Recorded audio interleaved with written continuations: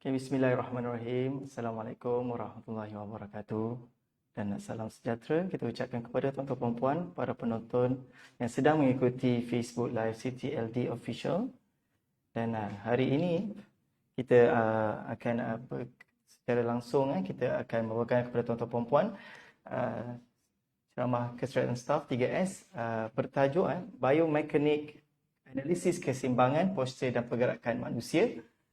Dan hari ini 27 Disember merupakan hari yang terakhir doktor. Ya, betul. Hari siri terakhir bagi siri ceramah kestratan staff dan diharapkan kepada para penonton warga UTM khususnya dapat memberikan sepenuh perhatian dalam apa yang akan disampaikan sepanjang ceramah ini.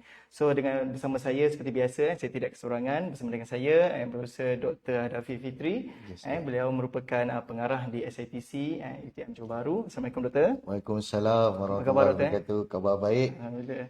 Okey Doktor, difahamkan hari ini Doktor bercuti Ya, betul. Walaupun bercuti tuan-tuan dan puan, beliau masih lagi ingin bersama-sama dengan kita semua menyampaikan satu tajuk yang saya kira sangat menarik lah berkaitan biomekanik analisis keseimbangan postur dan pergerakan manusia, Doktor. Betul. Okey Doktor, sebelum saya serahkan sesi ini untuk dikupas lebih lanjut seperti biasa Doktor, sedikit input ataupun intro berkaitan tajuk yang diberikan ini. Silakan Doktor. Biomekanik ni dia melibatkan otot, tendon, tulang, saraf.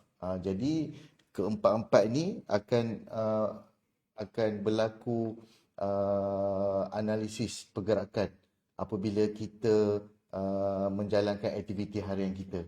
Jadi sangat penting untuk kita tahu dan faham apa yang berlaku di sebaliknya. Okey. Itu sedikit tuan-tuan dan puan-puan, kata intro berkaitan tajuk yang diberikan. So diharap seperti biasa, seperti yang saya ingatkan tadi, diharapkan tuan-tuan dan puan-puan dapat memberikan sepenuh perhatian dan semoga apa yang disampaikan dapat dimanfaatkan sebaiknya insya-Allah. So Doktor, kita akan berhenti nanti jam 11. Baik. Masa yang diberikan selama 1 jam. Baik. The floor is yours. Okey, Silakan Doktor. terima kasih. Assalamualaikum warahmatullahi wabarakatuh dan salam sejahtera semua. Yang dihormati Tuan Pengerusi Majlis, barisan pengurusan CTLD dan hadirin dan hadirat yang sudi hadir dalam rancangan webinar siri yang kelima, iaitu siri yang terakhir, di mana tajuk kita pada hari ini adalah berkenaan dengan biomekanik, analisis keseimbangan postur dan pergerakan manusia. Jadi seperti semua sedia maklum, saya di bawah Sports Innovation and Technology Center UTM, iaitu dalam bahasa Melayunya Pusat Inovasi dan Teknologi Sukan. Di dalam UTM kita mempunyai 3 cabang sukan, iaitu unit sukan, iaitu UTM Sport Excellence,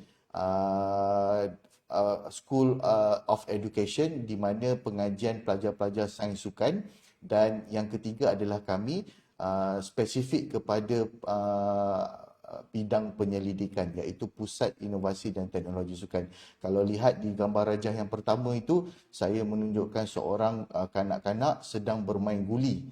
Dekat situ ada analisis pergerakan yang dilakukan. Walaupun bermain guli, ia juga melibatkan analisis dan perlu sesuatu yang difahami bagaimana untuk mencapai keputusan yang lebih baik.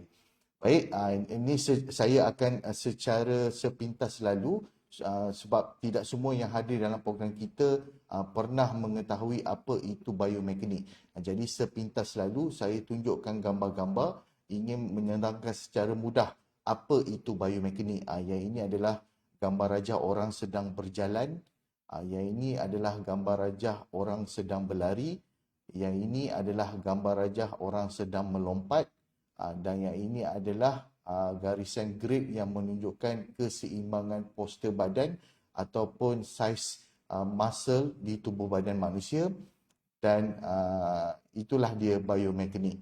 Dan kenapa biomekanik ini sangat penting? Dekat dalam slide ini saya tunjukkan dalam bidang sukan, iaitu adalah bekas pengarah Institut Sukan Negara, Datuk Dr. Ramlan bin Abdul Aziz. Beliau sangat menekankan kepentingan biomekanik untuk mengelakkan kecederaan dan atlet mencapai prestasi tahap yang tertinggi.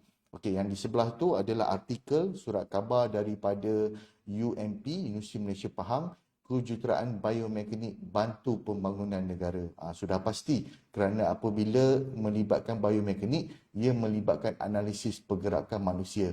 Pasti sedikit sebanyak membantu ekonomi negara. Okey, ini adalah contoh di mana Institut Sukan Negara telah menganjurkan Hari Biomekanik Negara, di mana UTM telah dijemput untuk hadir bersama-sama menyokong kepentingan biomekanik. Untuk pengetahuan semua, kita mempunyai Persatuan Biomekanik Malaysia, di mana pengurusinya diketuai oleh Universiti Malaya, dan ramai di kalangan pensyarah UTM juga merupakan ahli Persatuan Biomekanik Malaysia. Okey, yang seterusnya saya ingin menunjukkan sedikit kepada semua untuk pengetahuan semua di dalam UTM kita mempunyai 2 lab yang melibatkan biomekanik. Satu di UTM Skudai dan satu lagi di UTM Semarak. Kalau lihat dekat situ di lab Sports Biomechanics and Motion Analysis di bangunan V01 yang terdapat di luar sana di bawah kendalian Pusat Inovasi dan Teknologi Sukan UTM, dan lagi satu adalah di bawah kendalian MG di UTM KL. Jadi kita ada 2 lab biomekanik, dan untuk pengetahuan Tuan Amirul, lab biomekanik ini adalah sangat mahal, melibatkan kos yang tinggi. Apabila kita melibatkan high speed video kamera, sudah pasti harga dia sangat mahal dan adalah sangat penting kita mengoptimumkan penggunaan lab ini supaya dapat membantu semua golongan masyarakat, dan pada masa yang sama kita memainkan peranan sebagai staf UTM yang berada di universiti. Okey, yang kalau lihat dekat gambar raja di bawah adalah artikel bagaimana pelajar UTM telah dikunjungi oleh pemain rowing Malaysia. Untuk pengetahuan Amirul, kebanyakan pemain rowing Malaysia adalah terdiri daripada pelajar-pelajar UTHM. Mereka telah menjuarai di peringkat pertandingan universiti dan kebanyakan mereka adalah atlet Malaysia, dan mereka telah melakukan kunjungan di MG, melakukan analisis biomekanik, dan dengan bantuan pelajar kita sendiri iaitu saudara Fakriza Azmi sedikit sebanyak membantu sukan negara. Okey. Seterusnya ini adalah dari segi kepentingan di dalam sains sukan. Jadi sudah pasti biomekanik analisis pergerakan manusia lebih berat di dalam sukan sebab kita nak membantu mengoptimumkan pergerakan ataupun analisis keseimbangan postur dan sebagainya untuk kita mencapai keputusan yang baik. Okey, untuk pengetahuan semua juga sebab dah hampir 5 siri kita asyik sebut Pusat Inovasi dan Teknologi Sukan sahaja tanpa ramai yang sedari sebenarnya SITC ini lebih kurang adik-beradik dengan IJN, MagiX dan Meditech. Kami berada di bawah satu payung yang sama iaitu Institute Human Centered Engineering. Jadi sekiranya kami ada masalah tentang isu cardiovascular engineering, kami akan refer kepada IJN. Sekiranya kami ada masalah tentang isu gamification, virtual reality, augmented reality, kami akan refer kepada MagiX. Melibatkan medical device, kami akan refer kepada Meditech. Dan kami bekerjasama antara satu sama lain dalam memastikan projek yang dijalankan itu dapat mencapai ke seluruh komuniti dan masyarakat di Malaysia. Okey, ini adalah contoh gambar-gambar lab yang ada di Sports Innovation dan Technology Center. Saya masukkan semua.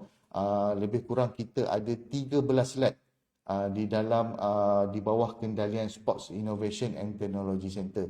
Jadi kita ada lab biomekanik, kita ada lab hydroterapi, kita ada lab fitness gym dan macam-macam lagi. Nanti saya jemput di mana sesiapa saja di dalam UTM ataupun di luar sana ingin bekerjasama dengan kita, silalah hadir dan kita sudi membantu untuk bersama-sama memastikan ilmu yang kita peroleh ini mendapat manfaat kepada seluruh komuniti masyarakat di luar sana. Okey, sedikit bagaimana dengan lab-lab tersebut kami di SITC berjaya membantu komuniti di luar sana. Sebagai contoh, ini adalah daripada pasukan rugby Malaysia Under 19. Mereka telah datang di SITC, duduk di Johor, dan mereka telah berulang-alik di lab hidroterapi, melakukan pelbagai aktiviti, dan Alhamdulillah kita telah berjaya membantu mereka muncul juara di peringkat Asia. Dan seterusnya, Akademi JDT Under 90 dekat saja dengan CTLD di belakang saja akademi mereka. Mereka juga telah datang ke lab kami di SITC dan Alhamdulillah mereka juga baru-baru ini telah muncul juara. Jadi kita nak menunjukkan betapa pentingnya penyelidikan ini dan sampai kepada semua golongan untuk membantu masyarakat kita menjadi lebih lagi baik. Okey, ni yang terakhir, ni juga adalah bekas pelajar UTM bekas pelajar UTM yang telah menjadi cikgu, bekerja dengan Kementerian Pendidikan dan telah melibatkan diri dalam sukan MMA. Beliau juga turut datang ke SITC dan kita telah membantu beliau dan akhirnya alhamdulillah dengan memakai seluar yang berlogo UTM, beliau telah muncul juara di dalam pertandingan tersebut. Yang ni saya kena highlight kan sebab ramai yang di luar sana tak tahu. Okey. Kita apa SATC buat? Apa SATC telah jalankan? Jadi sedikit sebanyak sebelum saya masuk dalam tajuk biomekanik, saya ingin tunjuk apa yang kita perlu buat dalam membantu golongan di luar sana. Okey, dan juga untuk pengantuan semua, siapa yang tak kenal legend kita, legend Johor, anak jati Johor, Nordin Jadi, juara suatu ketika dahulu, adalah jaguh olahraga yang hebat, merupakan anak tempatan Johor. Beliau juga telah melakukan lawatan di lab biomekanik dan lab hidroterapi dan ingin bekerjasama untuk membantu atlet beliau. Untuk pengetahuan semua, Coach Nordin Jadi dulu adalah merupakan bekas jurulatih olahraga Johor. Okey. Dan sedikit sebanyak saya ingin tunjukkan lab biomekanik di UTM.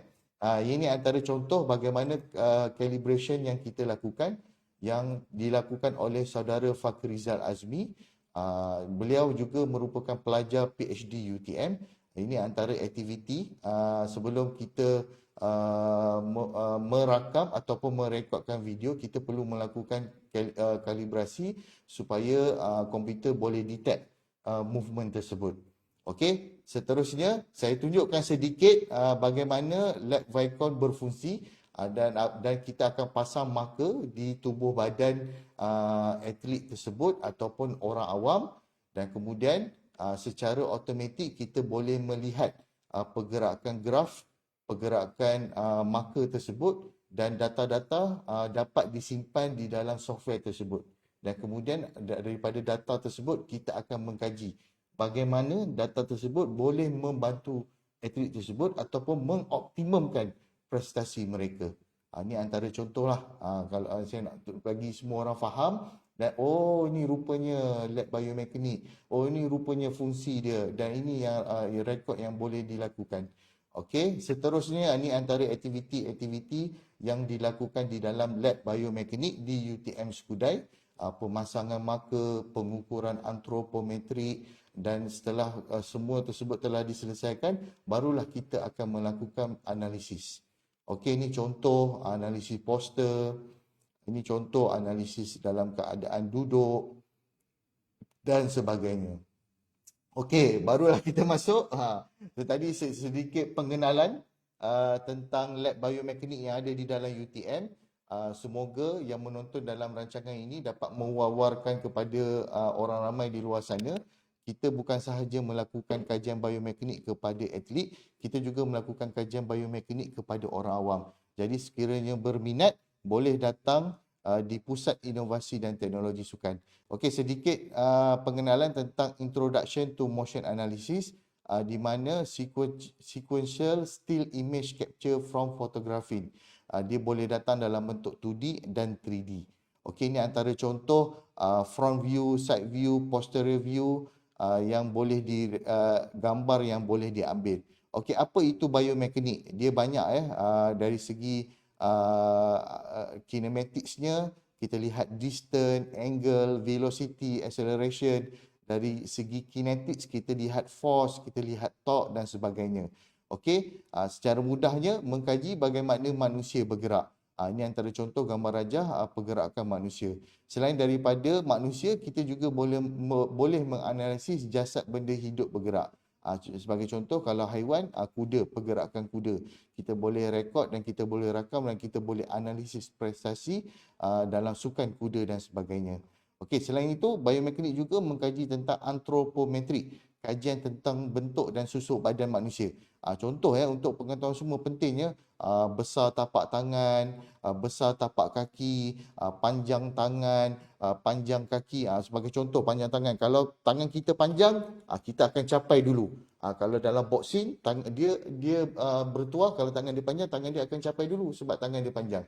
Kalau dalam sukan rowing, sukan kayak, kaki panjang membantu pergerakan beliau akan lebih mudah meningkatkan prestasi beliau. Jadi pentingnya nak bagi tahu kepentingan antropometrik dalam biomekanik. Okey, ini antara contoh dah ada standard standard pengukuran yang telah ditetapkan untuk pengetahuan semua. Ada kursus khas yang dianjurkan oleh Pusat Inovasi dan Teknologi Sukan hampir setiap tahun, iaitu kursus antropometrik, bagaimana melakukan pengukuran yang betul, dan dah ada standard, international standard yang kita perlu ikut dalam melakukan saiz-saiz ukuran tubuh badan susuk manusia.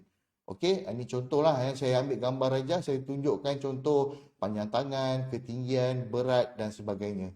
Selain daripada itu, dalam biomekanik juga mementingkan tentang joint, pergerakan joint. Kita ada pivot, kita ada ball and socket, kita ada saddle dan sebagainya. Dan untuk pengetahuan semua, joint manusia itu dah ada nilai yang telah ditetapkan.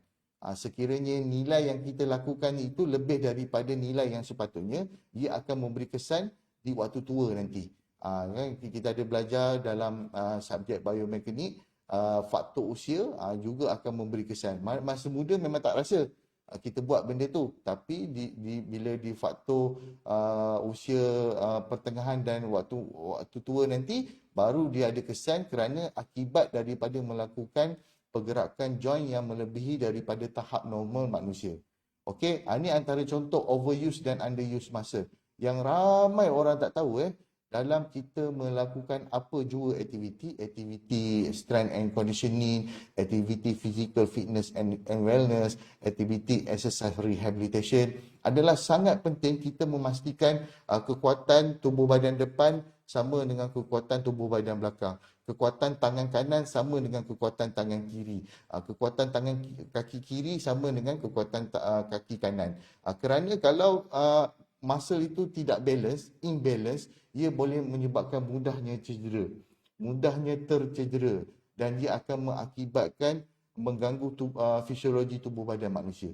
Jadi sangat penting dalam kita melatih atlet, kalau sebagai seorang jurulatih, sangat penting untuk memastikan kekuatan tangan kanan dan kekuatan tangan kiri seimbang, balance. Ini antara contoh gambar raja yang saya bagi. Kalau tak balance, berlaku proses menyebabkan beliau mudah tercedera, mudah jatuh, mudah sakit dan sebagainya.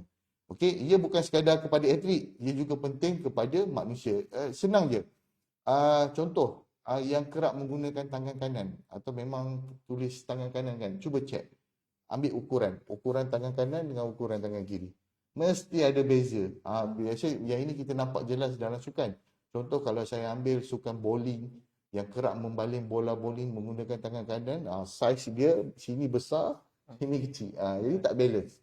Jadi penting biomekanik ini dalam memastikan semua tu dalam keadaan seimbang. Sebab tu tajuk kita hari ini, keseimbangan postur dan pergerakan manusia. Okey, ini contoh. Dalam biomekanik juga kita mementingkan dari segi tubuh badan manusia. Kita sangat memberi nilai yang baik.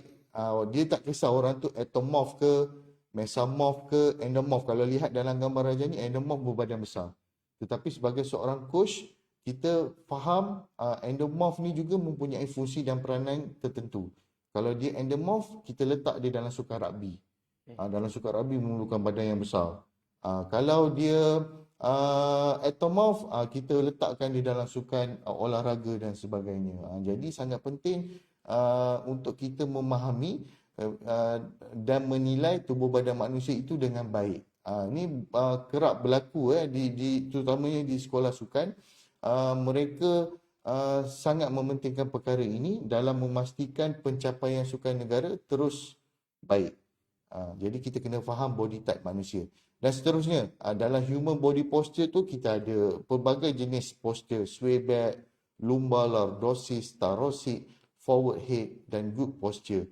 Jadi inilah yang kita katakan hari ini tajuk kita, bagaimana kita nak memastikan tubuh badan kita dalam keadaan good posture yang baik. Good posture yang baik. Kerana apa? Kalau tubuh badan kita tidak mempunyai good posture yang baik, ia akan menyebabkan kita mudah tercedera dan pada masa yang sama kita akan mendapat penyakit-penyakit tertentu apabila usia telah menjangkau lewat. Jadi sangat penting untuk kita faham perkara ini. Okey, kenapa pentingnya body alignment ni? Biasanya kita kalau tayar rosak, tayar dah problem, kita bukan main lagi, sanggup hantar ke kedai. Betul kan alignment tayar? Bawa dekat highway tak sedap ah. Rasa macam kanan tu berat sikit lah kan. Oh, kita bukan main kalau bab kereta kita jaga, tapi bab tubuh badan kita tak jaga. Kita abaikan alignment. Jadi sangat penting alignment ni balance dan membantu dari segi pergerakan manusia dan pada masa yang sama membantu dari segi pergerakan sukan masing-masing. Okey, ini yang contoh poor posture. Kerana apa? Poor alignment ni dia boleh akhirnya menyebabkan scoliosis, menyebabkan sciatica, menyebabkan orang itu selalu mudah penat dan kehidupan dia discomfort. Dia buat apa? Dia kalau ada lower back pain kan. Kita selalu ramai kalau saya perasan lah, kalau lower back pain, orang yang ada lower back pain, kalau kita jumpa dia mesti sakit belakang ah. Bayangkan kalau hari-hari macam tu. Perasaan dia tu kan. Itulah yang discomfort kan. Discomfort ni kita nak biarkan sepanjang tempoh bekerja dan sebagainya. Jadi kita perlu memastikan dengan postur yang betul, mengelakkan dia discomfort dan mengelakkan dia menyebabkan penyakit-penyakit lain.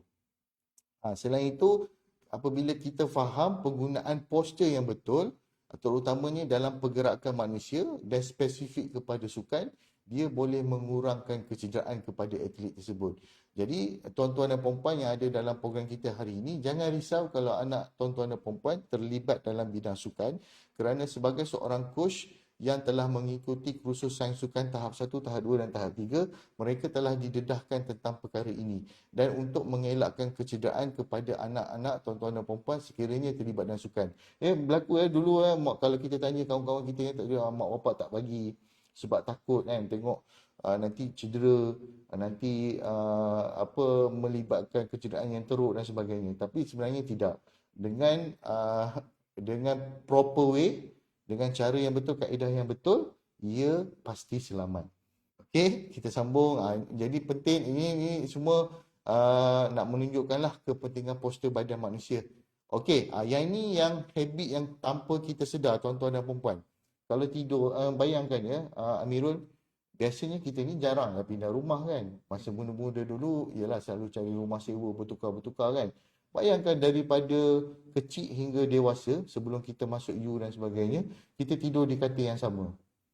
Ataupun bila dah berkahwin, takkan selalu pindah rumah kan. Dah berkahwin mesti paling kurang pun 5 tahun, 3 tahun duduk rumah yang sama. Bayangkan 5 tahun tidur di katil yang sama.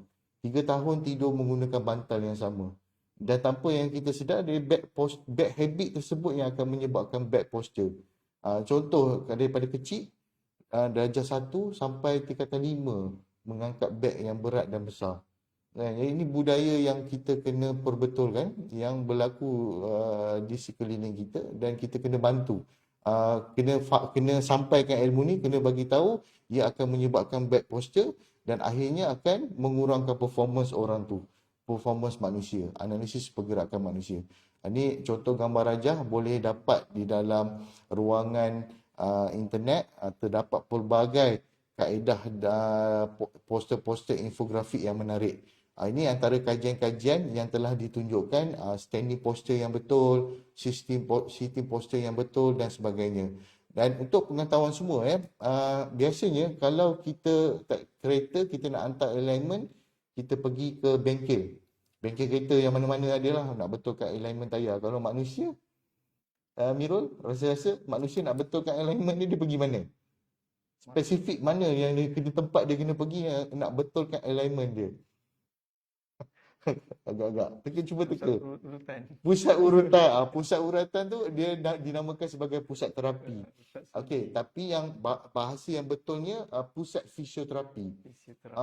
Baru-baru ni saya tengok di Taman U, dulu saya tengok boleh kira lah tak ada pun pusat fisioterapi. Sekarang saya tengok dekat Taman U tu dekat 3 atau 4 pusat fisioterapi khas yang membantu untuk perkara-perkara sebegini. Sama dengan pusat refleksologi tu, sama ke? Dia lain sikit. Lain, Kita kena cari perkataan pusat fisioterapi. Kalau refleksologi tu dia khas untuk buat refleksologi. Okay. Kalau urutan dia khas untuk urutan. dia tak ada tentang perkara melibatkan postural assessment. Jadi untuk postural kita tengok tajuk dia, tajuk kedai tu pusat fisioterapi. Takut salah masuk nanti. Takut salah masuk nanti lain pula ini. Kita nak betulkan elemen tapi kita masuk di pusat reflexologi. Lain. Jadi kena faham kalau nak betulkan postur badan kita kena masuk pusat fisioterapi. Biasa kalau ini biasanya doktor-doktor lah mereka mempunyai pemahaman tentang perkara ini dan mereka faham tentang kepentingan perkara ini. Jadi mereka sejak kecil lagi mereka dah hantar anak-anak mereka pergi pusat fisioterapi membetulkan alignment. Kecil-kecil lagi dah hantar. Betulkan alignment, cara berjalan, cara duduk, cek tapak kaki, kasut apa yang sesuai dan sebagainya untuk mengelakkan mencegah penyakit di waktu usia lanjut nanti. Okey, ni contoh bagaimana ni di gambar rajah di luar negara lah tak ada dekat Malaysia lagi tapi saya difahamkan ada satu pusat fisioterapi di Malaysia namanya REV pusat fisioterapi REV yang ada membeli teknologi yang boleh melakukan alignment badan. Dia ada mesin yang boleh mengukur dan mengeluarkan keputusan yang tepat terhadap alignment badan. Jadi boleh layari REV, pusat fisioterapi REV. Okey, selain daripada manusia, sebab tu tadi gambar rajah biomekanik awal-awal saya dah tunjuk bukan sekadar pergerakan manusia, ia juga melibatkan pergerakan haiwan. Okey, ini contoh di UTM, satu-satunya kos kuda yang ada. Bukan sekadar di UTM, di peringkat Asia. Sampaikan pensyarah kita Encik Aswad telah dihantar ke UK untuk belajar master dalam animal performance ni dan setelah habis beliau telah balik menjadi pensyarah khas terhadap equine management ni. Okey, ini contoh bagaimana daripada analisis poster yang dilakukan daripada situ fisioterapis akan kesan dan akan bantu untuk membetulkan semula. Dia ada banyak cara. Contoh kalau Tuan Amirul pergi betulkan pergi pusat fisioterapi dah masuk, dia dah test apa semua, dah keluar keputusan, dia akan bantulah, dia akan bagi tahu apa yang kena buat. Contoh sama ada perlu pakai alatan bantu ataupun perlu melakukan exercise tertentu ataupun perlu melakukan terapi-terapi tertentu. Jadi beliau akan membantu sehingga sebaik mungkin boleh kembali kepada normal. Jadi sangat pentinglah macam hari ni kan. Ini pengetahuan semualah. Nak betulkan alignment badan pergi mana? Pusat fisioterapi. Jangan salah masuk, jangan masuk pusat reflexologi. Pusat reflexologi itu lain. Nanti salah tempat nanti, okey? Jadi penting kita kena faham functional alignment dan dysfunctional alignment. Kerana apa? Kalau awal-awal kalau kita punya alignment dah dysfunctional, sudah pasti movement kita juga akan terganggu. Jadi penting untuk tuan-tuan dan puan-puan untuk faham kenapa kita perlu faham tentang postural alignment dan perlu betulkan postural alignment ini supaya tidak boleh mengganggu aktiviti kehidupan seharian kita. Ini kalau pergi pusat fisioterapi dari dua. Tadi saya cakap lah ada pusat fisioterapi yang membeli alat teknologi dia. Biasanya mereka akan menggunakan postural assessment yang dah ada. Form-form yang dah ada, dia akan check lah. Daripada atas hingga ke bawah, dia akan tanda dan dia akan bagi tahu dekat bagaimana yang ada masalah keseimbangan badan, dekat bagaimana ada problem dan dia akan bantu Tuan Amirul untuk membetulkan alignment semula kembali kepada tahap normal. Dan ada pelbagai test yang dia boleh lakukan. Ini contoh kalau dia nak detect ada scoliosis ke, ada masalah tulang belakang S dekat belakang. Tulang belakang ni saya nak bagi tahu bukan semata-mata sejak lahir. Ada yang akibat tulang belakang scoliosis ni berlaku kerana aktiviti pekerjaan beliau. Macam sebelum ni student saya, dia pernah buat kajian, pekerja tu selalu berdiri, jarang duduk dan dia memberi efek kepada tulang belakang beliau. Jadi melalui test yang dilakukan, memang betul ada scoliosis. Ini antara Adam test yang boleh dilakukan, assessment yang menggunakan software, kita boleh detect ada masalah posture di bahagian upper body ataupun lower body, ini adalah self assessment yang paling mudah yang kita boleh lakukan, Tuan Amirul. Jadi kalau di dalam kursus face to face, biasanya kalau peserta saya 30 orang atau 50 orang, saya akan suruh semua pergi berpasangan berdua-dua dan pergi ke tepi dinding dan akan berdiri di tepi dinding tersebut dan ambil gambar. Ambil gambar dan tunjukkan gambar tersebut kepada orang tu. Selalu biasa kita cakap, Tuan Amirul, awak ada masalah ni kan. Jadi Tuan Amirul mesti rasa macam, ya ke? Kan? Tapi kalau kita tunjuk gambar, kita tunjuk Tuan Amirul, ni gambar dia, ini kita dah masuk dalam software, kita dah buat garisan dia, memang ada problem. Jadi Tuan Amirul terima dengan hati terbuka sebab jelas melalui data yang ditunjukkan. Okey? Ini contoh kepala yang tak boleh sentuh dinding, maksudnya orang tu ada masalah forward head. Jadi ini antara contoh-contoh lah ya. Jadi apa yang kita boleh buat selaku bekas alumni sains sukan dan alumni sains kesihatan UTM, ini antara perkara biasa. Saya selalu cakap, Tuan Amirul dah selalu dengar kot, setiap kali Siri cakap exercise is medicine. Always walk tall. Dalam sukan, Tuan Amirul, kita dah memang diajar, bila kita nak masuk gelanggang tu, kita kena betulkan postur badan, kita kena jalan mendada. Kita jangan tunjukkan yang kita dalam keadaan takut ataupun kita dalam keadaan risau, sebab kita nak psycho pihak lawan. Jadi kalau postur jalan pun dah menggerunkan pihak lawan, jadi dia sedikit sebanyak membantu dalam sukan tersebut. Itu antara contohlah.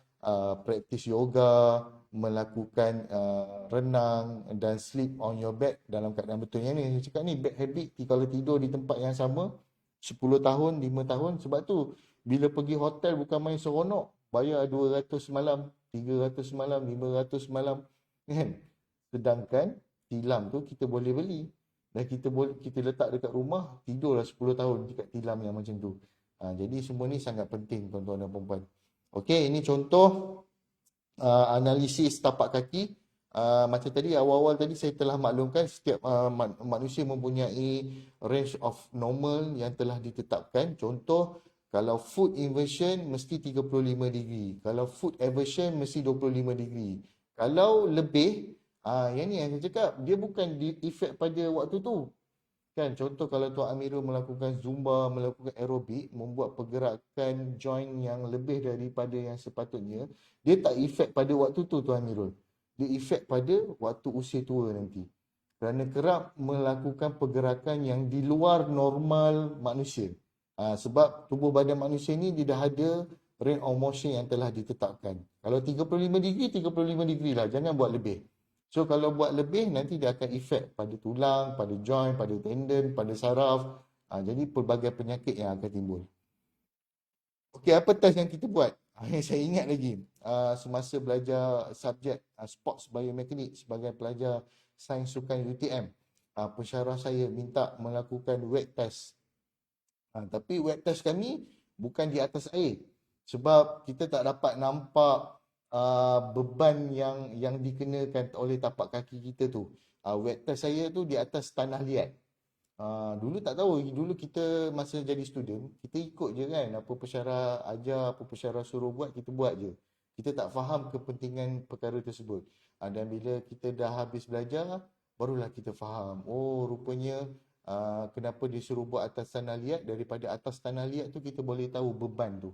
Orang tu pijak sedalam mana, semua dia akan memberi efek dan akan mengeluarkan keputusan. Kalau contoh sekarang ni, kedai Medifit. Ni satu Malaysia ada. Zaman saya dulu tu, masa 10 tahun, 20 tahun, 15 tahun yang lalu, dia macam tak banyak. Sekarang ni saya rasa satu macam Johor pun dah ada banyak cawangan-cawangan dia. Dia boleh melakukan testing dan boleh mengeluarkan keputusan. Jadi sangat penting ya.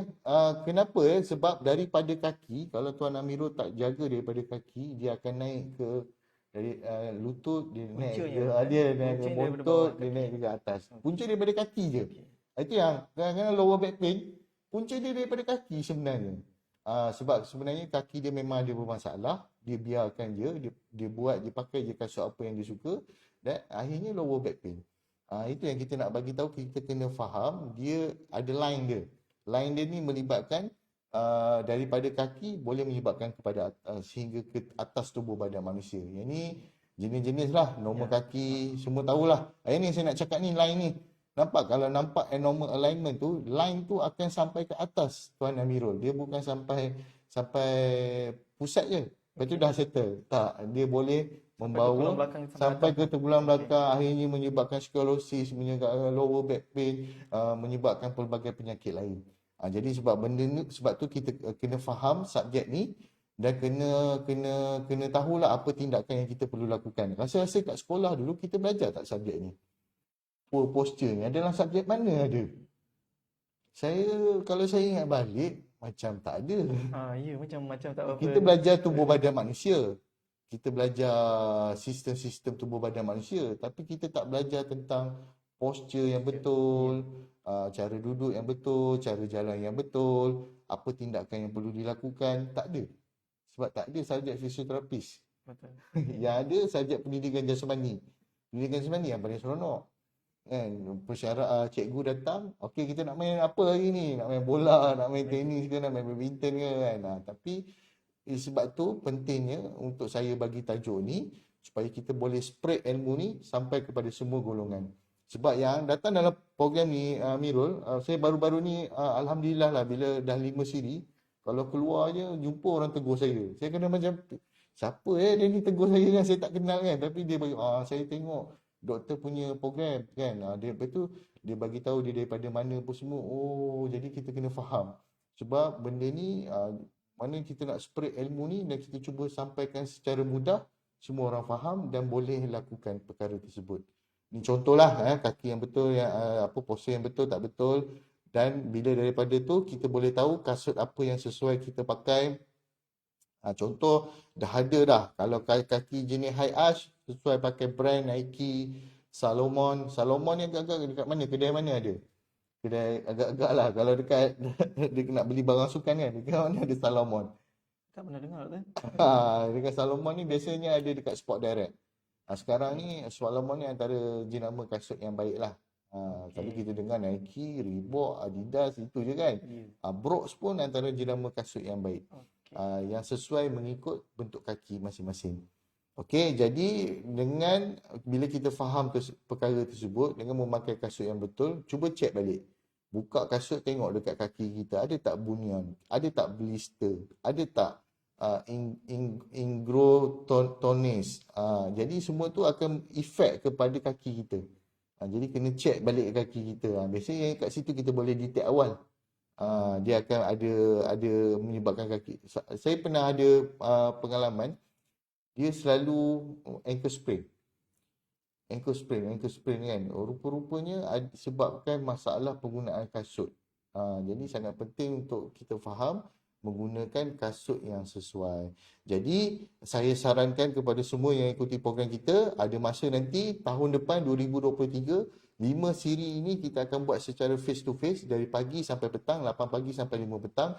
8 sampai 12 kita akan belajar teori, pukul 2 sampai pukul 5 kita akan belajar praktikal, dan kita akan melakukan ujian-ujian, prosedur-prosedur dan aktiviti-aktiviti bersama supaya kita lebih mudah faham tentang tajuk yang kita belajar ini.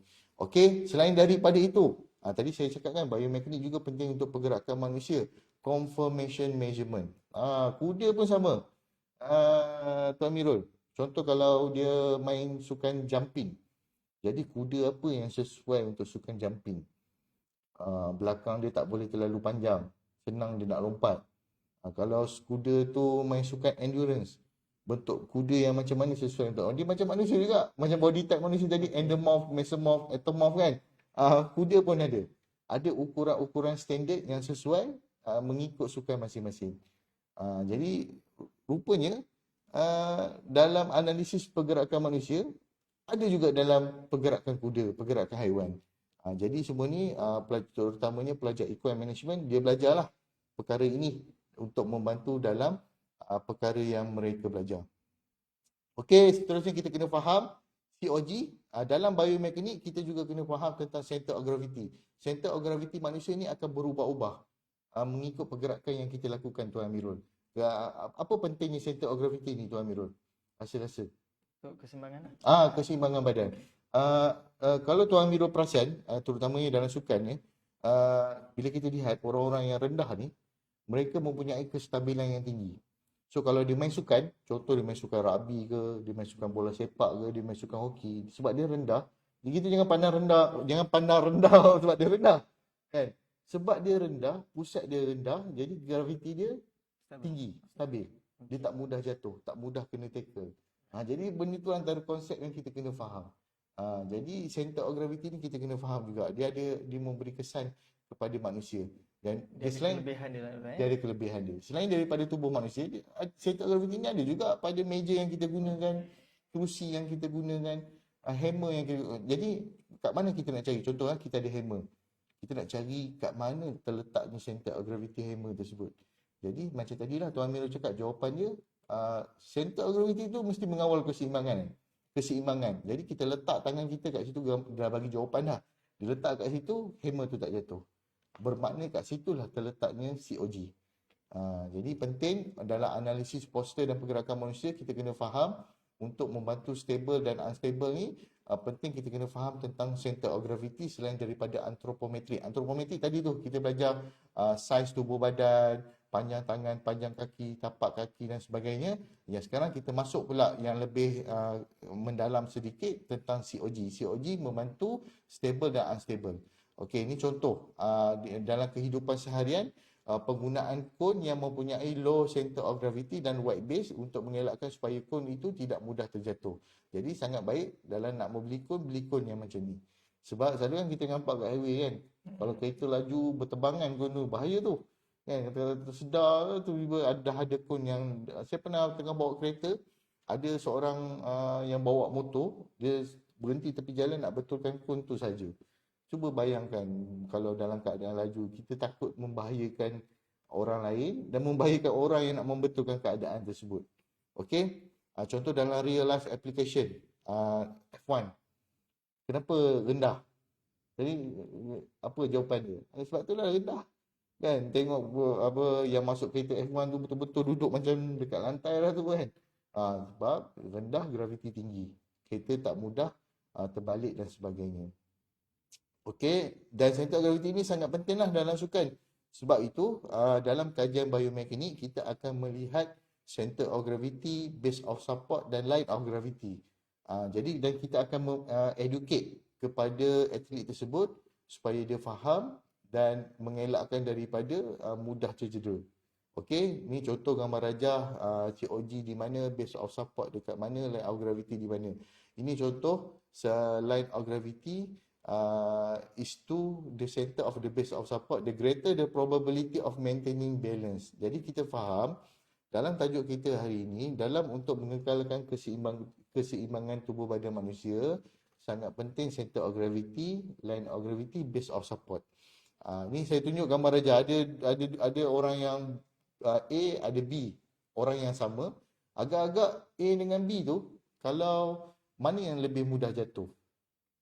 Yang A, betul. Yang A. Kenapa A tu mudah jatuh? Agak-agak Tuan Mirul. Kaki dia rapat. Kaki dia rapat. Bila kaki dia rapat, dia dinamakan sebagai BOS, base of support. Base of support dia rendah. Jadi bila base of support dia rendah, kalau kena tolak, dia senang jatuh. Jadi terutamanya dalam sukan ataupun dalam kehidupan aktiviti seharian, contoh kalau naik kereta api, naik LRT, tiba-tiba tak ada tempat duduk, kan? Pegang. Tuan pun ni ramai, agak-agak macam mana, kan kereta api laju kan? Ya. Macam mana kita macam mana kita nak maintain supaya kita jangan mudah terjatuh? Itulah yang kita kena faham, bukaan kaki, base of support, buka kaki supaya memberi sokongan supaya kita tak mudah jatuh. Kalau naik bas dulu, zaman-zaman kita dulu kan, dulu mana ada Grab. Dulu kita zaman-zaman dulu naik bas sekolah, bas tambang dan sebagainya kan, tak ada tempat duduk. Jadi kita kena faham tentang base of support. Jadi makin besar bukaan kaki, makin kuat sokongan kita. Contoh dalam sukan apa agak-agaknya Tuan Amir tengok bukaan kaki dia betul-betul besar. Sumo. Sumo, martial art. Dia bukan sumo je, semua martial art. Silat, taekwondo, dia dinamakan apa? Kekuda. Dia orang suka sebut kekuda, buka kekuda kan. Kekuda tu lah untuk menyokong supaya dia stable, dia tak mudah jatuh. Ini contoh dalam sukan rugby di US lah. Makin besar base of support, makin susah dia nak jatuh. Okey, ni contoh base of support dia besar. Kalau macam dalam keadaan yang pangkah tu, base of support dia rendah, lagi senang dia nak jatuh. Jadi kita kena faham tadi saya bagi tahu line of gravity tu bila kita naik kereta api, naik LRT, naik bas, ada sebenarnya yang kita tak tahu ada macam-macam strategi kita gunakan tanpa kita sedar. Kita gunakan quiet standing, ankle strategi, hip strategi ataupun combine strategi semasa kita menaiki kereta api, LRT ataupun naik bas. Itu yang kita tak sedar. Sebenarnya kita mengaplikasikan biomekanik dalam kehidupan harian kita. Okey, ini contoh line of gravity yang betul membantu dari segi performance lah. Ini contoh kalau the further one body part move away from the line of gravity, the probability nak jatuh tu lagi tinggi. Macam inilah buka kaki satu kaki je, tangan makin jauh, jadi dia akan mudah jatuh. Okey, sebab tu dalam sukan kita kena educate biomekanik sukan kepada atlet. Jadi bila dia faham, oh rupanya bila dia buat macam ni, dia akan lagi baik, lagi bagus, macam tu. Ni macam ni. Tadi kita sebut bukaan kaki, kita anggap macam dalam sukan martial art je. Dalam pingpong, dia buka, dia the base of support dia, center of gravity dia rendahkan badan. Lepas tu cuba bayangkan bila dia ayun bola pingpong tu. Jadi mesti bola tu akan pergi lagi padu dan sebagainya. Sama juga dalam sukan thrower. Okey, jadi hari ini saya nak terangkan pentingnya lah kita faham stable dengan unstable ni. Okey, dah jam 10.50 minit. Jadi insya-Allah kita akan cuba habis pada waktunya. Okey, dalam biomekanik ada juga tajuk berkenaan dengan projectile. Projectile ni adalah a form of motion in which an object or particle is thrown and move along a curved path.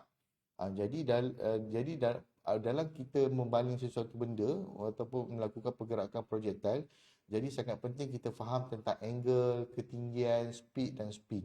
Jadi telah dinyatakannya di dalam nota biomekanik, angle of release yang terbaik adalah 45 degree. When throwing for distance 45 degree is the ultimate angle.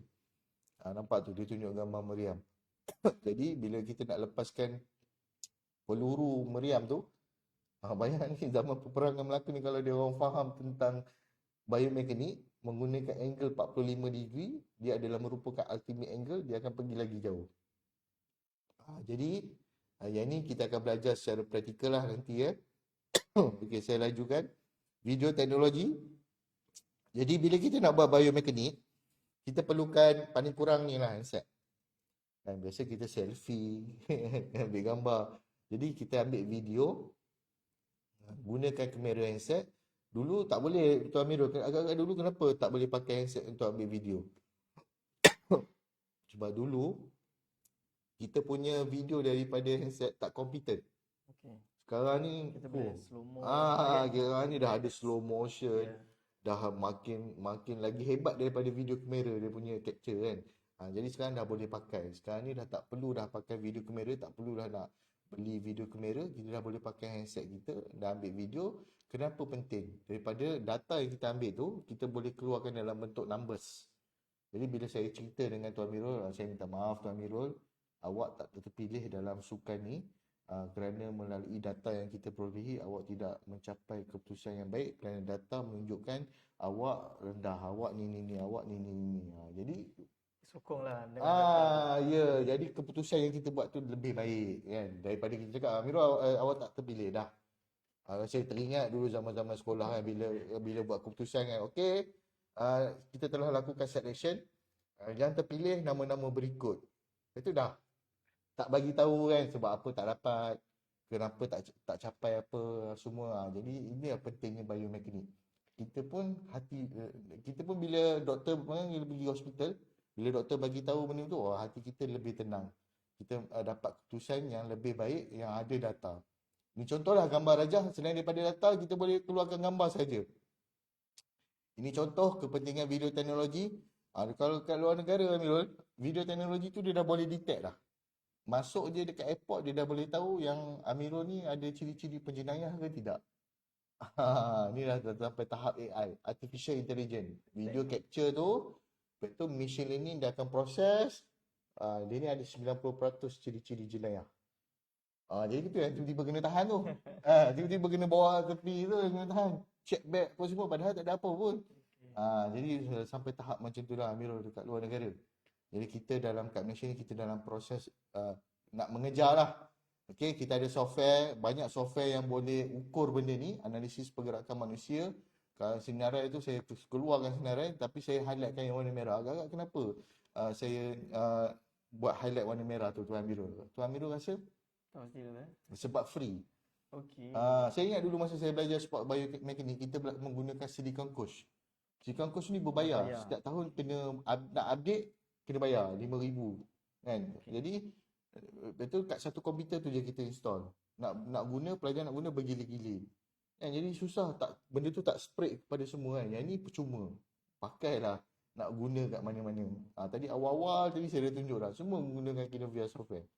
Okay, Kinovia software. Kalau nanti ada orang cakap dengan saya kan, contoh Kinovia software tak cantik lah doktor kan, dia sebab percuma kan, barang percuma kan, jadi tak cantik. Sebenarnya kita boleh cantikkan dia, kita masuk dalam KineMaster software.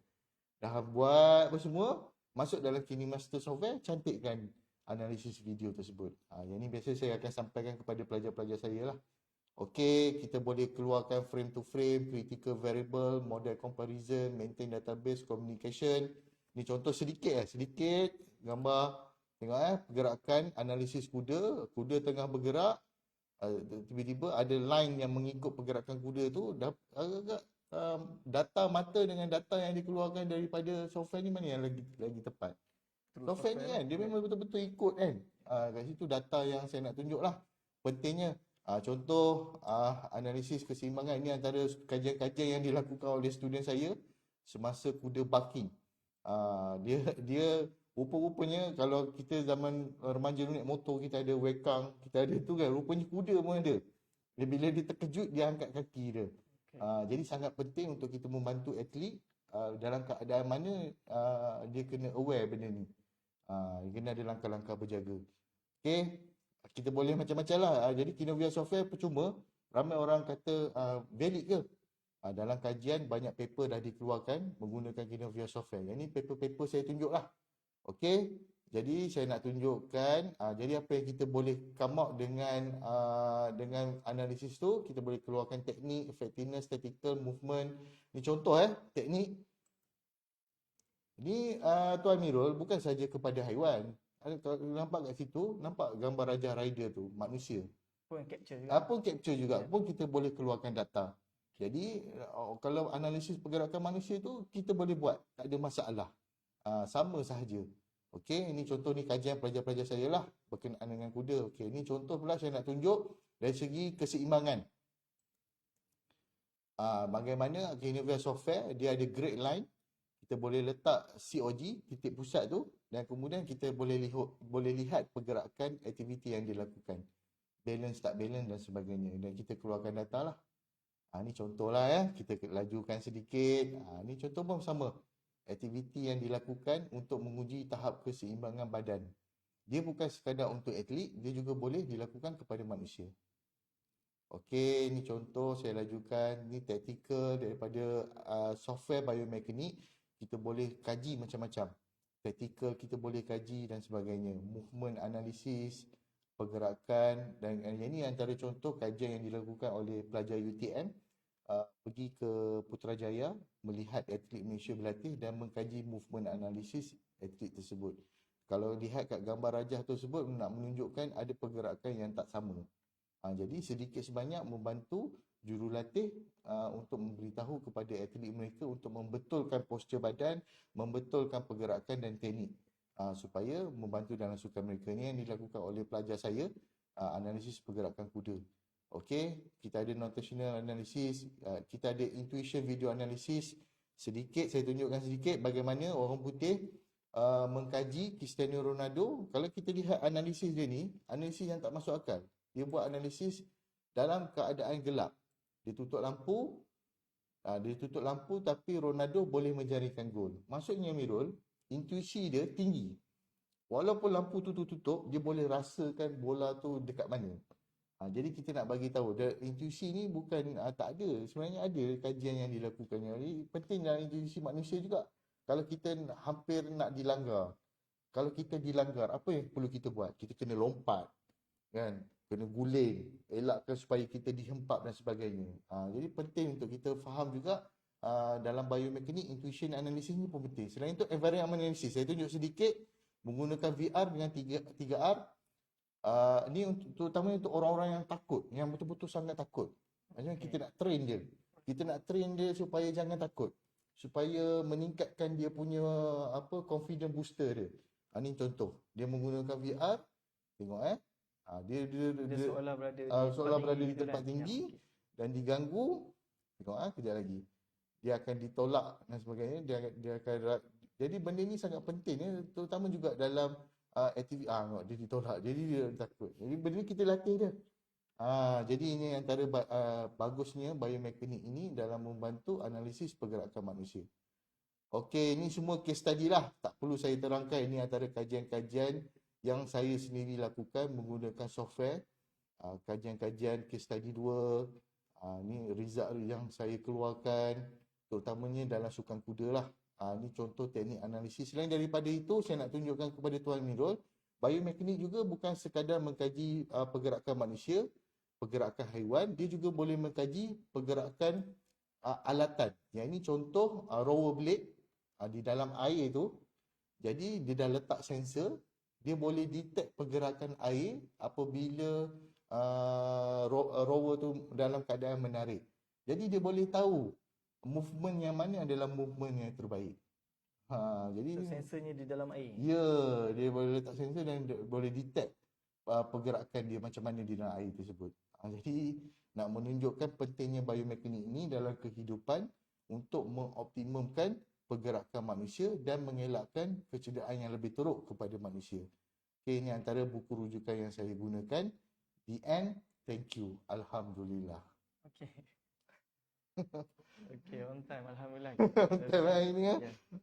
Itulah. Sebenarnya untuk pengetahuan semualah Tuan Amirul, nota-nota ni memang kita ajar kalau dalam kursus face to face kita ajar dalam 3 jam, 5 jam dan sebagainya. Tapi Tuan Amirul bayangkan bagaimana kita terpaksa kompres dalam tempoh 1 jam. Tetapi banyak benda-benda penting yang sebenarnya saya nak sampaikan. Saya sayang nak buang slide tu. Tapi sebab benda tu pada saya sangat penting untuk orang tahu. Untuk orang tahu dan orang faham. Jadi sebab tu saya nak buang, saya rasa sayang. Jadi saya kekalkan. Jadi mungkin sikit sebanyak kita rasa puas lah. Bagi Ya, doktor puas sendiri kita rasa dapat puas, membantu dapat sampaikan deliver lah. kepada semua orang. Yes. Dan ilmu ini digunakan oleh semua golongan masyarakat dan sebagainya. Okey, terima Terima kasih, kasih. Tuan Kita ucapkan sekali lagi kepada Yang Berusaha Doktor atas perkongsian yang telah beliau sampaikan.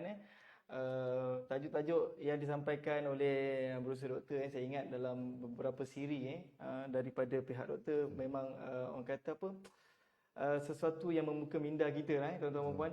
Kalau setuju dengan saya lah, sesuatu yang membuka minda yang kita lakukan hari-hari tapi tanpa knowledge kita tak tahu. Ya, betul. Sebenarnya kita dah lalui, kita dah buat, kita dah Ya. adaptasi dan pelbagainya. Jadi sedikit ilmu yang disampaikan kepada kita semua melalui ceramah yang disampaikan oleh doktor. Jadi itulah pengetahuan yang dapatlah kita, kalau bolehlah tuan-tuan perempuan, mungkin ada kawan-kawan kita yang tak berkesempatan pun nak mengikuti siri ceramah ni, sampaikanlah, share kepada kawan-kawan. Okey, jadi sekurang-kurangnya ilmu ni dapat disebarkan. Dia bagusnya webinar ni Tuan Mirul, video ni tersimpan di dalam sistem tu. Ya, betul. Jadi bila-bila masa dia free, dia percuma, dia masa tu dia kelapangan masa, dia boleh tengok semula. Betul. Ini yang saya seronok tentang webinar ni. Dia Kita boleh rujuk in anytime. dia kalau dia tak dapat datang, dia boleh tengok pada bila masa dia free. Betul. Okey, alhamdulillah. Doktor, saya go through pada komen yang ada komen tak ada sebenarnya, tak ada. Oh, tak ada okey. Saya cuba tengok di ruangan komen, nampaknya kita tak ada apa-apa soalan lah. Cuma kalau dari saya sendiri, saya suka nak tanya, kalau kita dapat balik pada semula, doktor kata posture kaki Ya, betul. punca daripada kaki kita akan Bawa ke atas. Dia akan beri kesan sampai ke atas badan kita sampai efek pada tulang belakang. Ya, betul. Ada 3 jenis tadi yang doktor kongsikan, saya tengok tadi. Okey. macam mana kita nak tahu kalau kita sebagai orang biasa yang kita tak ada kemudahan ataupun betul. macam mana kita nak Ya. tahu? Adakah indikatornya, saya tengok tadi doktor dah sediakan brand-brand kasut Ya, betul, brand-brand betul. jenama kasut adakah kita pakai kasut ni rasa selesa? Itulah dia kita punya. Oh, bukan. Adakah bukan. begitu? Bukan. Dia macam ni. Dari sudut marketing brand tu, dia buat kasut untuk semua jenis orang. Baru dia boleh terjual. Okey. Tetapi untuk orang yang ada penyakit kaki jenis apa, dia sebenarnya dia kena tahu juga kasut mana yang ada jual spesifik khas untuk dia. Macam tadi Salomon. Salomon ni untuk orang yang selalu ada kaki masalah tersebut, dia ada jual yang spesifik untuk orang tu. Tapi yang paling baiknya sebenarnya macam tadi lah kan. Sebab itu program webinar ni penting. Program webinar, kursus-kursus, program-program talk ni, yang inilah ilmu yang kita nak sampaikan. Dah tersimpan dalam video ni, dah tahu jenis apa, pergi kedai, tunjukkan. Saya ada masalah kaki ni, saya nak kasut apa yang sesuai saya pakai. Tanya dekat orang yang jual kasut tu.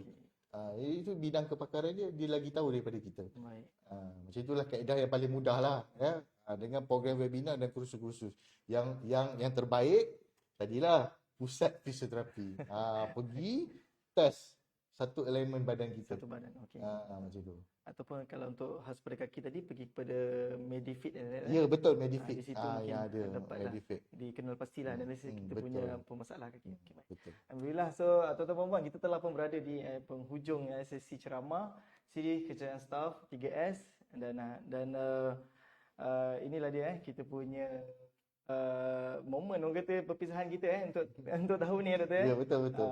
Tahun Berkat kita 2022. kalau bersama dengan doktor kita ada 6 siri. Ya, betul. Kalau bersama dengan kami CTLD kita dah pun laksanakan termasuk yang ini selama 14 siri lah tuan-tuan dan puan.